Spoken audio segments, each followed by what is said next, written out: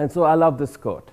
And it's a beautiful quote by Chris Vallotton. And he says this: people of the Old Testament had a love of the law. People of the New Testament understood the law of love replaces everything. People of the New Testament understood that the law of love replaces everything. And I want to say this in all humility.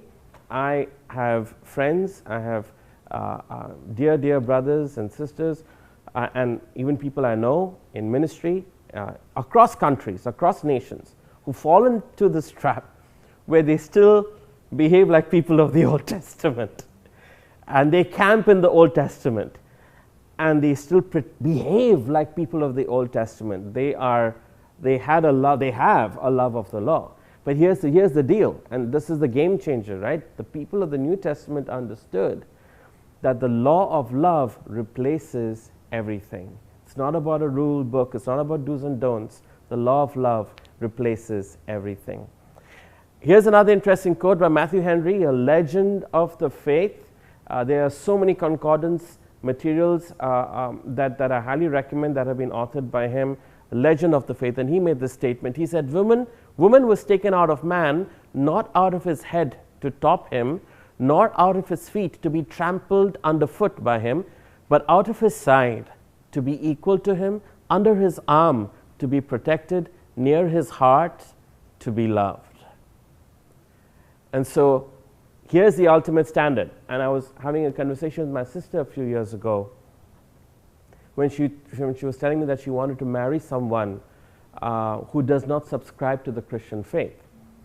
And she's like, well, he doesn't smoke, he doesn't drink, he doesn't he has a good job, So what if he doesn't believe in Jesus? What's the problem? And this is what I told her. I said, darling, my dear sweetheart, my little baby sister, let me ask you a question. What guarantee do you have that this person who's not smoking today, who's not consuming alcohol today, who's not hitting you today, will not do these things tomorrow? And she's like, well, there are no guarantees in life. I said, well, yeah, darling, sis, sure, there are no guarantees in life. But there is something that I would like to propose. There is no book on the planet that I've found that presents a challenge like this to husbands. Husbands, love your wives as Christ loved the church and gave himself up for her. That's the ultimate standard. I have not found that standard in any other book on the planet. And so tomorrow, if your husband is doing any of those things, if he's cheating on you, if he's hitting you, if he's going down the alcoholic route or whatever, or mismanaging his finances or going into gambling or whatever, if I come to him and say, hey, haven't you read this? He can turn around and tell me, wait, I don't believe in that book. I don't believe in your God. Don't talk to me about that. But here's my question.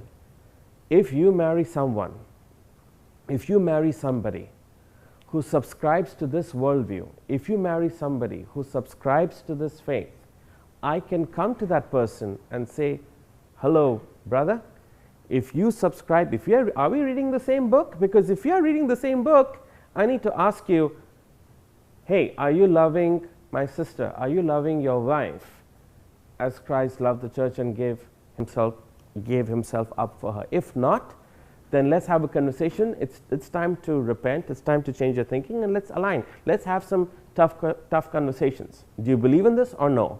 Are we are we on the same page or not? Let's have a conversation.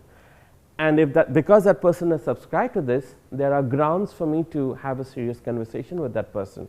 But if that person has not, if your husband, if the person you're going to marry has not subscribed to this, then how can I confront, how can I deal with that person? How can I hold that person accountable if that person has not even subscribed to this standard? And so, yeah, when I got married, I was like, wow, this is the ultimate standard for husbands. There can be no higher standard than this. I have not read any other standard on the planet or any other book on the planet that presents such a challenge to husbands. Husbands, love your wives as Christ loved the church and sacrificed himself for her. That's the ultimate standard right there.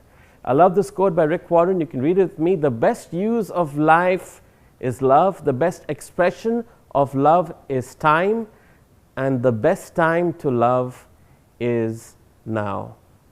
Love always involves responsibility, and love always involves sacrifice.